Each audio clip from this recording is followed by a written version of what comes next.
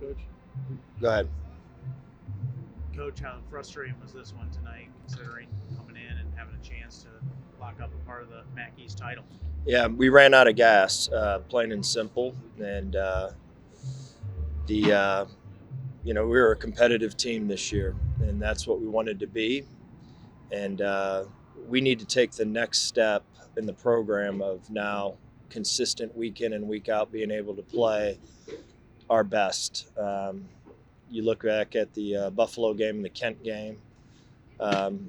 Those were just up and down, inconsistent performances. This one right here, we ran out of gas, plain and simple. The quarterback was concussed, figured it out halfway through. I mean, he was doing things that he hasn't done ever, and he's a tough son of a gun, and he knows how to answer the questions. And we figured it out. I mean, he was really struggling. So I'm not making excuses for anyone, but the fact of the matter is we ran out of gas. Was it too big of maybe an emotional toll coming off the Toledo win? No, I don't think it has anything to do with the Toledo win. It's just learning how to be able to put big games back to back. This is a team that we're only losing 10 people off the team. Everyone's coming back. We'll have Terrion Stewart back, and a couple of these young players that what we redshirted are going to be really good players. So it's the consistency, the day in and day out, and we're going to get to the point where we can finish this game and contend for the MAC championship.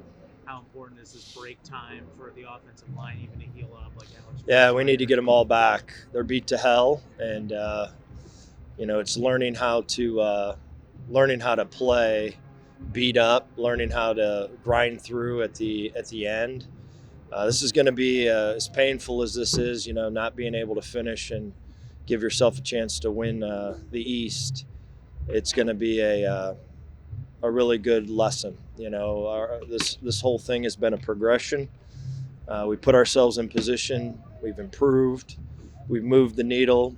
It's still not good enough, but it's getting there. And we're going to have a chance to, if we can get consistent, which I think we can, we're going to be older, and we're going to move the needle again.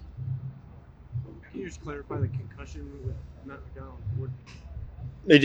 He came off, and I would ask him, hey, listen, what was your progression there? And he could spit it out. I mean, he's been doing this for 7 years, and it just got to the point where he was reading the wrong side, and you knew something was wrong.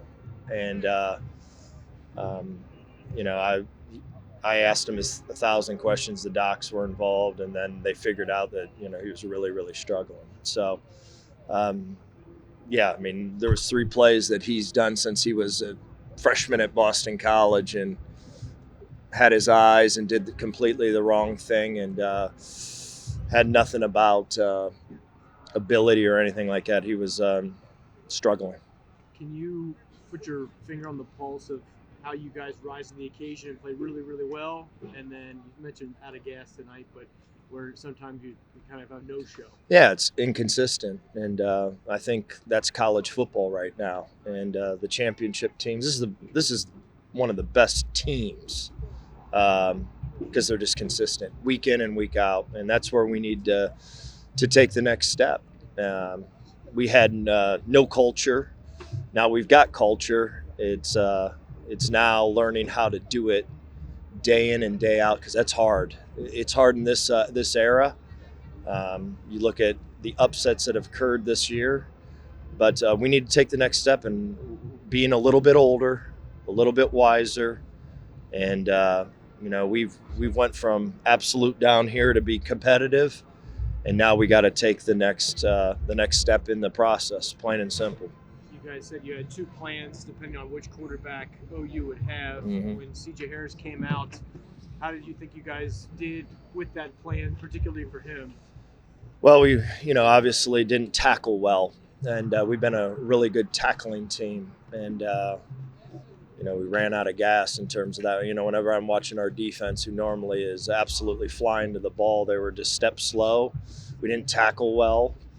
And, we need to learn to take the next step. And this isn't going to be the first time that, you're going to play a really hard opponent and have to come and clinch the East. And it's a learning experience. It sucks.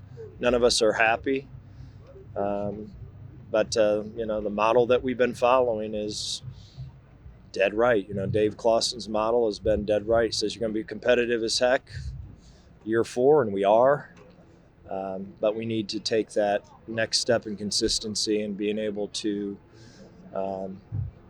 show up week in and week out.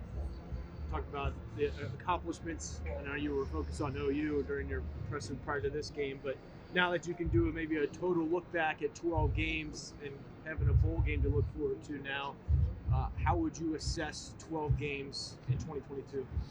I'm just like I said, I thought we were competitive. I thought there was games that we could have, we just didn't finish, plain and simple. And this is a team that with another year of maturity, hopefully we can look back and be an 8-win team instead of a 6-win team. But this bowl game is more important than anything in terms of we get another spring ball. We get to develop some young players. And the whole key to building a program is going to bowls so that you can practice. And we're going to get a solid 15 days of practice, and we're going to move the needle of our program. We're going to get consistent and take the next step. Plain and simple. I mean, we've taken a step, a huge step, and now we need to take that final one. Plain and simple. That's where we're at, and that's the truth. How does the team maybe bounce back after a loss like this and take lessons away from today?